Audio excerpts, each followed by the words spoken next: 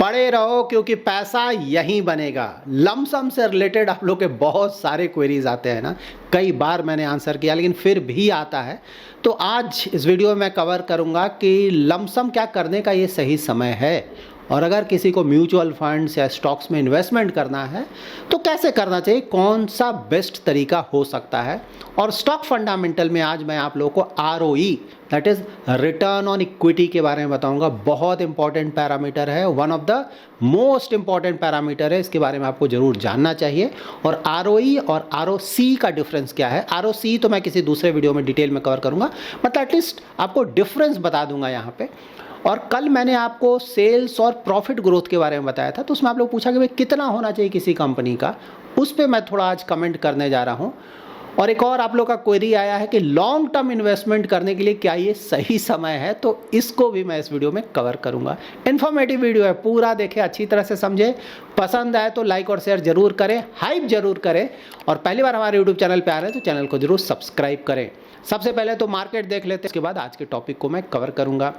तो Indian market तो आज काफ़ी अच्छा परफॉर्मेंस है। मोस्टली आप लोग के जो लॉसेज हैं, मोस्टली मैं बोल रहा हूँ ज़्यादा लोग का रिकवर कर गया होगा।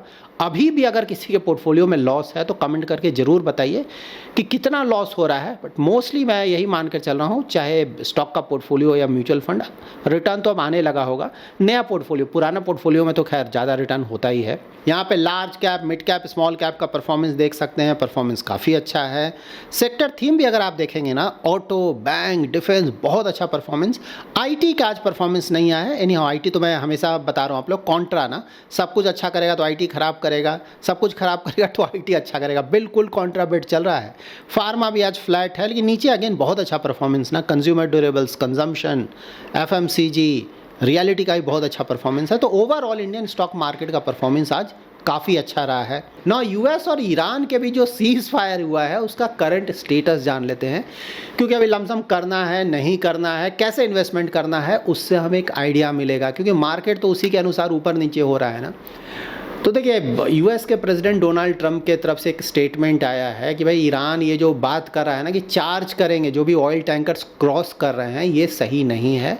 और इसको बोला गया है ईरान को प्रेसिडेंट डोनाल्ड ट्रंप की तरफ से कि इसको बंद करना है भाई, चार्ज आप नहीं कर सकते हो।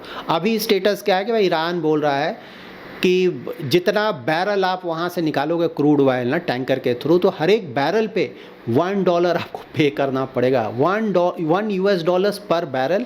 और वो पेमेंट होगा क्रिप्टो करेंसी से। और सिर्फ यही नहीं, आपको पहले से परमिशन लेना पड़ेगा, क्योंकि भाई हमने माइंस बिछा रखा है, हम आपको बताएंगे कि आपको किस रूट से निकलना है, कहाँ से निकलना है, ठीक है। तो ये सब हेडेक चल रहा है। तो ऑफकोर्स पूरा वर्ल्ड, US तो अभी खैर उसने भी, US ने भी बोलना शुरू किया, लेकिन यूरोपियन यूनियन ने भी बोला कि भाई ये सब नहीं चलेगा, ये फ्री रूट है ना, सबके लिए फ्री होना चाहिए।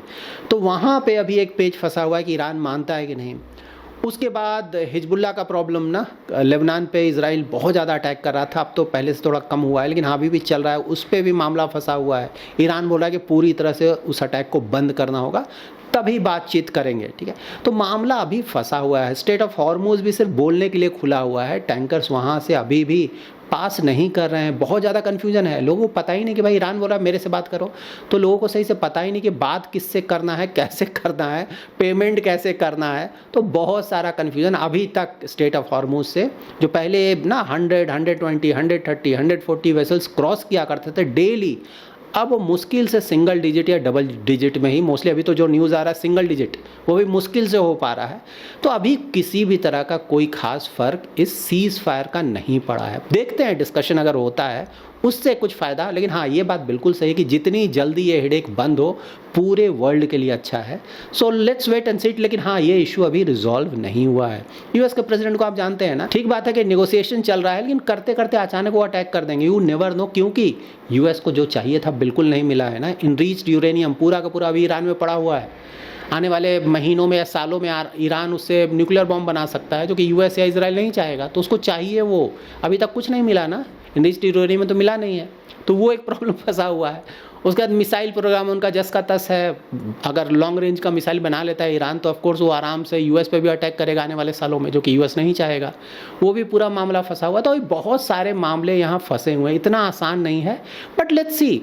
तो देखिए, इसीलिए मैं बार बार बोल रहा हूँ ना पिछले कुछ समय से कि भाई मार्केट, सही बात है अच्छा परफॉर्मेंस दे रहा है, लेकिन यहाँ पे इफ्स एंड बट्स हैं। शॉर्ट टर्म में ये मानकर चलना कि ये पूरी तरह से लगातार ऊपर जाएगा शायद सही नहीं हो। यहाँ पे फिर से कुछ वहाँ प्रॉब्लम क्रिएट होगा, मार्केट फिर से गिर सकता है, ठीक है, ये बात तो बिल्कुल सही। लेकिन हाँ, पड़े रहो इन्वेस्टमेंट फिलॉसफी में, हम शॉर्ट टर्म देखते नहीं, इसका कोई मतलब नहीं बनता है। अगर कोई लॉन्ग टर्म इन्वेस्टमेंट के लिए जा रहा है तो इन चीज़ों के आधार पे हमें अपना इन्वेस्टमेंट स्ट्रैटेजी आइडियली चेंज नहीं करना चाहिए। लेकिन पड़े रहो का ये मतलब नहीं कि हम सो जाएं, सोना बिल्कुल भी नहीं। हार्ड एंड मनी इन्वेस्ट किया हुआ है तो बिल्कुल हमें नज़र रखना चाहिए। लेकिन आप पड़े रहो का मतलब ये है कि आराम करें, रेस्ट ले, बार बार हेडेक ना ले, रेस्ट ले कुछ कुछ समय पे, एक दो ना कुछ महीनों पे या फिर कभी कभी अपने पोर्टफोलियो को म्यूचुअल फंड्स के लिए बोलो और रिव्यू कर ले। स्टॉक्स है तो स्टॉक्स तो खैर रेगुलरली आपको रिव्यू करें तो ज़्यादा अच्छा है, ठीक है। लेकिन म्यूचुअल फंड्स को तो कुछ महीने में एक दो बार देख। लेकिन हाँ, मार्केट में क्या चल रहा है, जियो पॉलिटिक्स क्या है, थोड़ा आइडिया होना चाहिए। हार्ड एंड मनी है लेकिन उसके आधार पर डिसीजन लेना कि पूरा बेच देंगे, पूरा खरीद लेंगे, इस तरह का करना आइडियली हमें नहीं चाहिए। उससे आपका कंपाउंडिंग हिट होगा और लॉन्ग टर्म में शायद आप अच्छे रिटर्न जनरेट नहीं कर सके। देखिए, मार्केट का वैल्यूएशन देखें तो ऑफकोर्स मैंने पहले बताया ना, पहले के मुकाबले बहुत अच्छा हुआ है। लार्ज कैप्स तो बिल्कुल सही बात है, अट्रैक्टिव है। मिड कैप स्मॉल कैप भी पहले के मुकाबले अट्रैक्टिव हुआ है। तो ऐसा नहीं कि कोई बहुत ज़्यादा ओवर वैल्यूड हो गया है, हमें दूर रहना चाहिए। फिलहाल ऐसा हम नहीं बोल सकते। तीनों के लिए large cap of course relatively better है, लेकिन मिड कैप स्मॉल कैप भी आप खराब फिलहाल नहीं बोल सकते। पहले से यहाँ भी अच्छा खासा इंप्रूवमेंट हुआ है इन टर्म्स ऑफ वैल्यूएशंस, ठीक है। तो यहाँ पे ऑफकोर्स कंसिडर किया जा सकता है। लेकिन हाँ, लमसम देखिए, लमसम आप कब करते हैं ना, जब वैल्यूएशन बहुत कम हो जाता है, ठीक है। लमसम का मैं समझ रहा हूँ कि बहुत बड़ा पैसा एक साथ, ठीक है। तो जब बहुत ज़्यादा अट्रैक्टिव हो जाता है और मामला थोड़ा ठीक ठाक लगने लगता है, तो यहाँ पे तो कुछ है ऐसा नहीं ना, वैल्यूएशन सही है। लेकिन ऐसा नहीं कि कोई बहुत ज़्यादा कम हो गया है, ऐसा तो नहीं ना कि बहुत ज़्यादा अंडर वैल्यूड हो गया, ऐसा कुछ है नहीं। और साथ ही अभी भी प्रॉब्लम चल रहा है, हो सकता है कि कुछ समय और ये चले। तो प्रॉब्लम चल रहा है मतलब कि हो सकता है और गिरेगा। तो जब गिरेगा तो भाई जल्दबाजी क्यों करना ना, इन्वेस्टमेंट करते रहना है, रुकना नहीं है। मेरा तो मैं वही पालन करता हूँ भाई, ज़्यादातर पैसा इन्वेस्टेड है, थोड़ा बहुत रखा है, जब मार्केट थोड़ा ज़्यादा गिरेगा इन्वेस्ट कर देंगे। थोड़ा बहुत पैसा है, ठीक है, ऊपर जा रहा है वो भी अच्छा, नीचे गिरा वो भी अच्छा है, वहाँ इन्वेस्ट कर देंगे। ऊपर जा रहा है तो ज़्यादातर पैसा इन्वेस्टेड है, उसका एडवांटेज ले रहे हैं। तो मेरा यही मानना है कि कोई बहुत बड़ा पैसा अगर है तो जल्दबाजी में हड़बड़ा कर उसे अभी इन्वेस्ट करने का सही समय नहीं है। म्यूचुअल फंड्स क्या है, अगर SIP चल रहा है छोटा छोटा मंथली, बहुत अच्छी बात है। बड़ा पैसा है तो 6 मंथ्स का STP करना कहीं ज़्यादा अच्छा होगा। Systematic transfer plan, debt fund से इक्विटी फंड्स में ट्रांसफ़र 6 मंथ्स का, वो बहुत अच्छा होगा। 6 मंथ्स में मोस्टली शायद ये प्रॉब्लम रिजॉल्व हो जाए, ठीक है। और अगर कोई और जल्दबाजी में है, ठीक है, हो सकता है कुछ लोग जल्दबाजी में, तो वो स्टैगर्ड पेमेंट ना, जैसे 100 रुपीज़ है तो उसको 3-4 भाग में डिवाइड कर दें ना, 30-30, 40 या फिर 25-25-25 4 भाग में डिवाइड कर लें, या फिर 5 भाग में डिवाइड कर लें 20-20 करके। और कुछ कुछ दिनों के गैप पे जब मार्केट थोड़ा ज़्यादा गिर जाए, डेली नहीं कि डेली 0.1% गिर गया, 0.2% गिर, जी नहीं, कभी कभी 2-3% गिर जा रहा है, कभी कभी ना उससे भी ज़्यादा, या फिर कम से कम 2%, इस तरह के रेंज में जब गिरे ना, तो थोड़ा थोड़ा इन्वेस्ट करते रहना चाहिए। वो भी किया जा सकता है, तीनों में जो सही लगे उसको फॉलो किया जा सकता है। और SIP तो बहुत अच्छा चल रहा है। तो उसका स्टॉक्स में भी स्टैगर्ड, ठीक है ना, उसी तरह जैसे मैंने बताया आपको ना भाई, कुछ पार्ट्स में डिवाइड करने पैसे को, 100 रुपीज़ को 25-25-25 4 भाग में डिवाइड करने। और जिस भी स्टॉक में आपको इन्वेस्ट करना है वहाँ पे मार्केट पे ध्यान नहीं रखना है, क्योंकि आप स्टॉक्स में इन्वेस्ट कर रहे हैं। वहाँ पे आप अपने पर्टिकुलर स्टॉक पे ध्यान दें कि भाई वो कैसा है परफॉर्मेंस उसका, वो अगर गिर रहा है, अगर उसका वैल्यूएशन अट्रैक्टिव हो रहा है, तब वहाँ पे जाकर इन्वेस्टमेंट करें। वहाँ आपको स्टॉक पे नज़र रखना है। जबकि हम म्यूचुअल फंड में इन्वेस्ट करते हैं ना, जैसे लार्ज कैप में इन्वेस्ट कर रहे हैं, तो लार्ज कैप का इंडेक्स देख लिया, निफ्टी 50 और सेंसेक्स, उसके आधार पर डिसाइड कर लिया। मिड कैप के लिए आप मिड कैप का इंडेक्स देख लें, स्मॉल कैप के लिए स्मॉल कैप का इंडेक्स देख लें, उससे आपको एक अच्छा आइडिया मिल जाता है म्यूचुअल फंड्स के लिए, क्योंकि वहाँ पर नंबर ऑफ स्टॉक्स बहुत ज़्यादा होते हैं ना, 40, 50, 70, 80, 100 इस तरह का। लेकिन जब आप एक पर्टिकुलर स्टॉक में इन्वेस्ट करने जा रहे हैं तो स्टॉक को देखें, मार्केट पे ज़्यादा ध्यान नहीं दें, स्टॉक देखें कि भाई उसका सही वैल्यूएशन क्या है और फिलहाल कहाँ पे ट्रेड कर रहा है। अगर वो सही वैल्यूएशन पे आपको मिल रहा है तो ऑफकोर्स थोड़ा थोड़ा करके आइडियली हमें इन्वेस्ट करते रहना चाहिए। लॉन्ग टर्म के इन्वेस्टमेंट के लिए सही समय, देखिए लॉन्ग टर्म इन्वेस्टमेंट के लिए तो सभी सही समय होता है। अगर मार्केट बहुत ज़्यादा गिरा हुआ है तो हम बड़ा पैसा इन्वेस्ट कर देंगे, अगर ज़्यादा नहीं गिरा हुआ है तो छोटा छोटा करके इन्वेस्ट करेंगे, SIP करेंगे। मार्केट बहुत ऊपर है तो STP 1 साल का कर देंगे भाई, सिस्टमैटिक ट्रांसफर प्लान 1 साल का कर देंगे या 6 महीना, जो भी आपको सही लगे। गिरा हुआ है तो 6 महीना का एसटीपी कर देंगे, और जल्दी इन्वेस्ट करना चाहते हैं तो 3-4 भाग में डिवाइड करके कर देंगे। लेकिन इन्वेस्टमेंट करते रहना चाहिए, ठीक है। ऐसा नहीं कि बैठे हुए हैं पूरा पैसा लेके कुछ साल के इंतजार में कि पूरा जीरो हो जाएगा, तो वो सब दिन कभी नहीं आता है। तो थोड़ा जब ऊपर रहे तो ऑफकोर्स बहुत थोड़ा थोड़ा करके इन्वेस्ट करना चाहिए, और जब ज़्यादा गिर जाए तो बड़ा बड़ा पैसा इन्वेस्ट करना चाहिए। सिर्फ ये डिफरेंस है, लेकिन थोड़ा थोड़ा करके इन्वेस्टमेंट करते रहना चाहिए, क्योंकि 5 साल 10 साल 15-20 साल के बाद मार्केट मोस्टली यहाँ नहीं रहेगा। 10 साल देखा जाए तो बिल्कुल 10 साल में उम्मीद कर सकते हैं, होगा नहीं होगा, इक्विटी मार्केट है, किसी चीज़ की कोई गारंटी नहीं है, लेकिन हाँ उम्मीद करना चाहिए कि भाई रिटर्न्स बढ़कर आएंगे। स्टॉक फंडामेंटल में आज जानेंगे ROE, that is return on equity के बारे में। कल मैंने आपको क्या बताया था सेल्स ग्रोथ और प्रॉफिट ग्रोथ पे, कि भाई कोई भी अपना कंपनी स्टार्ट क्यों करता है, तो प्रॉफिट जनरेट करने के लिए। कोई भी कंपनी प्रॉफिट चाहिए ना, वो फायदे के लिए ही स्टार्ट करता है, ठीक है। बिजनेस इसीलिए स्टार्ट किया जाता है ना। तो जब भी आप बिजनेस स्टार्ट कर रहे हो तो उसमें आप अपना पैसा भी लगाते हो, तो वहाँ पे देखा जाएगा कि भाई मैंने जो पैसा लगाया है उस पर किस तरह का रिटर्न जनरेट हो रहा है। यही तो देखना है ना, रिटर्न ऑन इक्विटी यही होता है। जैसे आप किसी स्टॉक में इन्वेस्ट कर रहे हैं ना, तो आप भी उस कंपनी के मालिक हो गए हैं, ठीक है। हाँ छोटे मालिक हुए, आपका शेयर जितना ज़्यादा उतने बड़े मालिक है। अगर बहुत ज़्यादा शेयर है तो आप बड़े मालिक बन जाइएगा, अगर 1-2 शेयर है तो बहुत छोटे से मालिक, लेकिन मालिक आप भी हैं, क्योंकि आपने अपना पैसा लगाया है उस स्टॉक में। तो आपको देखना है कि भाई जो पैसा लगाया है वो कंपनी किस तरह का रिटर्न जनरेट कर रहा है उस पैसे पे, ठीक है। तो ROE का जो फॉर्मूला है वो होता है net profit divided by share holders equity. Net profit तो आपको क्लियर है कि भाई कितना प्रॉफिट जनरेट कर रहा है company. Share holders equity means हम लोगों का कितना पैसा लगा हुआ है, शेयर होल्डर्स का कितना इक्विटी लगा हुआ है वहाँ पे, ठीक है। तो उससे डिवाइड करेंगे तो आपको ROE निकल जाएगा। किसी भी कंपनी का ROE चेक करना बहुत ज़रूरी है, क्योंकि भाई मैंने जो पैसा इन्वेस्ट किया उस पर कितना रिटर्न आएगा ये जानना तो बनता है ना। अब मान लीजिए मैंने 100 रुपीज़ इन्वेस्ट किया, उस पर किसी तरह कोई रिटर्न नहीं आ रहा है, जीरो रिटर्न आ रहा है, तो मैं पैसा क्यों इन्वेस्ट करूंगा भाई। अगर 100 रुपीज़ मैं दे रहा हूं तो मैं मानूंगा कि भाई कम से कम 15-20% का रिटर्न दो, क्योंकि इक्विटी बहुत ज़्यादा रिस्की है ना। अब बोलोगे कि भाई मैं 5% का रिटर्न दूंगा, तो मैं बोलूँगा भाई मैं FD में इन्वेस्ट करूंगा ना, वो तो सेफ है, पैसा मिल जाएगा। मैं इक्विटी में क्यों इन्वेस्ट करूंगा। इक्विटी में इन्वेस्ट करने का मतलब ये हुआ कि मैं बहुत ज़्यादा रिस्क ले रहा हूँ, तो मुझे रिटर्न ज़्यादा चाहिए।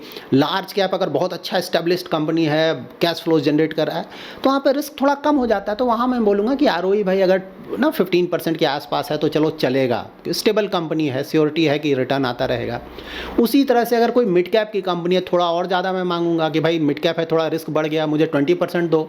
स्मॉल कैप की कंपनी है तो रिस्क और ज़्यादा बढ़ गया, पता नहीं वो रिटर्न आएगा नहीं आएगा, कंपनी बचेगा कि नहीं बचेगा। वहाँ मैं बोलूँगा कि भाई मुझे 25% का ROE चाहिए, रिटर्न चाहिए, रिटर्न ऑन इक्विटी।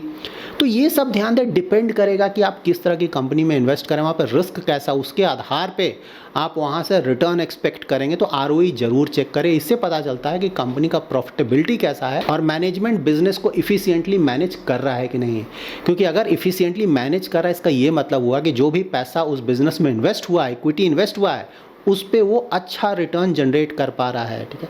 यहाँ पे बिल्कुल ध्यान में रखें कि ROE जब भी चेक करें ना, तो कंपनी का डेट भी जरूर चेक करें, क्योंकि ROE में सिर्फ आप इक्विटी देखते हैं, डेट नहीं देखते हैं। तो ऐसा हो सकता है कि कोई कंपनी बहुत ज़्यादा डेट लेकर बहुत अच्छा रिटर्न जनरेट कर ले, ठीक है, क्योंकि वहाँ पे डेट और इक्विटी दोनों का यूज़ किया जा रहा है और आप सिर्फ इक्विटी देख रहे हैं, डेट को आप नहीं देख रहे हैं। इसलिए अगर कोई कंपनी बहुत ज़्यादा डेट लेकर बहुत ज़्यादा ROE जनरेट कर रहा है तो उसे अच्छा नहीं मानेंगे। डेट एक लिमिट तक है तब अच्छा है। डेट खराब नहीं है, मैंने हमेशा बताया है, लेकिन डेट इतना ही होना चाहिए कि भाई आप उसे समय आने पर चुका सकें।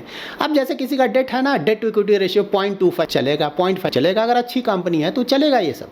लेकिन आप किसी का डेट टू इक्विटी रेशियो 1 से भी ज़्यादा है या फिर 2-3 है, तो वो बहुत ज़्यादा रिस्की हो जाएगा ना भाई। वहाँ पे अगर बहुत ज़्यादा डेट है किसी कंपनी पे, ROE बहुत ज़्यादा है, तो उसका कोई मतलब नहीं बनता है। वो डेट लेकर ROE बढ़ा रहा है, ठीक है, प्योर इक्विटी पे ROE नहीं दे रहा है, वो डेट पे भी ROE आ रहा है। तो ये आप समझें, यहीं पे आपको ROC चेक करना होता है, ठीक है। ROC में आप टोटल कैपिटल लेते हैं, इक्विटी प्लस डेट दोनों, ठीक है, जबकि ROE में आप सिर्फ इक्विटी को कंसिडर करते हैं। तो ROC भी आने वाले वीडियोस में मैं आपको डिटेल में समझा दूंगा। तो ROE में देखिए आपको ध्यान ये रखना है कि भाई कोई पर्टिकुलर नंबर आप लोग पूछते हैं ना कि कितना होना चाहिए, 10%, 15%, 20%, रफली तो मैंने ऑलरेडी आपको बताया। लेकिन सिर्फ इस नंबर पे ना जाएं, आप जो भी इंडस्ट्री का कंपनी है उसमें जो दूसरी कंपनीज है अच्छे क्वालिटी की कंपनी, उसके साथ कंपेयर करें। इंडस्ट्री वाइज ये सब नंबर्स वेरी करते हैं, कोई एब्सोल्यूट नंबर नहीं अच्छा या खराब, ठीक है। हाँ, 15% लेकर चलें कि 15% से नीचे का ROE है तो इन्वेस्ट करेंगे ही नहीं, लेकिन एग्जैक्टली कितना हो वो इंडस्ट्री में दूसरी जो कंपनीज है उसके साथ कंपेयर करके डिसाइड करें। कोई भी एक नंबर अच्छा या खराब नहीं है, लेकिन हाँ मिनिमम एक 15% का आप रख सकते हैं कि इससे नीचे तो मैं इन्वेस्ट नहीं करूँगा। यहाँ पे ये भी ध्यान में रखना है कि अगर स्मॉल कैप है ना या फिर छोटा मिड कैप कंपनीज है तो भाई उसको तो 20% से ऊपर जनरेट करना ही चाहिए। उससे कम में आदमी क्यों इन्वेस्ट करेगा, क्योंकि वहाँ पर रिस्क भी ज़्यादा है। 20%, 25%, 30% जितना ज़्यादा है उतना अच्छा है। लेकिन हाँ, ऐसा भी नहीं कि 100%, 200%, वहाँ पे देखना पड़ेगा कि भाई ये इतना ज़्यादा क्यों जनरेट कर रहा है, ठीक है। अगर बहुत कम है तब भी आपको परेशान होना है, बहुत ज़्यादा है तब भी परेशान है, क्योंकि वहाँ समझना है कि इतना ज़्यादा कैसे जनरेट कर रहा है। लेकिन ऑन एन एवरेज अगर 20 के रेंज में है, 20% के रेंज में, तो उसे अच्छा माना जाएगा। तो आई होप इस पर आपको क्लैरिटी मिल गया होगा। देखिए सेल्स और प्रॉफिट ग्रोथ में भी कितना देखना चाहिए, तो अगेन ये वेरी करेगा ना इंडस्ट्री में किस तरह की कंपनीज हैं, उस आपस में कंपेयर करके। यहाँ भी कोई एब्सोल्यूट नंबर नहीं है, लेकिन सेल्स में 10% से तो ऊपर होना चाहिए ना भाई। 10% से नीचे का सेल्स तो बहुत कम हो गया ना, तो मिनिमम रखें कि भाई 10% से ऊपर का सेल्स हो। प्रॉफिट ग्रोथ अगेन जितना ज़्यादा है उतना अच्छा है, लेकिन कम से कम चाहेंगे कि 15-20% का प्रॉफिट ग्रोथ जरूर रहे। उससे कम में क्या इन्वेस्टमेंट करेंगे भाई, ठीक है। तो सारे पैरामीटर्स जितना ज़्यादा हो उतना अच्छा है, लेकिन एक मिनिमम जरूर रखें कि सेल्स 10% से नीचे कम ना हो, प्रॉफिट ग्रोथ 15% से नीचे ना हो। Again mid cap small cap की कंपनीज है तो प्रॉफिट ग्रोथ आप चाहेंगे कि और ज़्यादा रहे ना, 20% प्लस रहे, 25% रहे, इस तरह के रेंज में रहे। तो ये सब भी जरूर चेक करें। और अगेन कोई भी 1-2 पैरामीटर के आधार पे हम स्टॉक में इन्वेस्टमेंट नहीं करते, बहुत सारे पैरामीटर्स हैं, सबको चेक करते हैं, ठीक है। सबको चेक करने के बाद डिसीजन लेते हैं कि करना है कि नहीं। और फाइनली वैल्यूएशन भी चेक करते हैं, कितनी भी अच्छी कंपनी है वैल्यूएशन बहुत ज़्यादा है, इन्वेस्ट नहीं करेंगे भाई, वहाँ पर रिटर्न आने के चांसेस बहुत कम हो जाएंगे।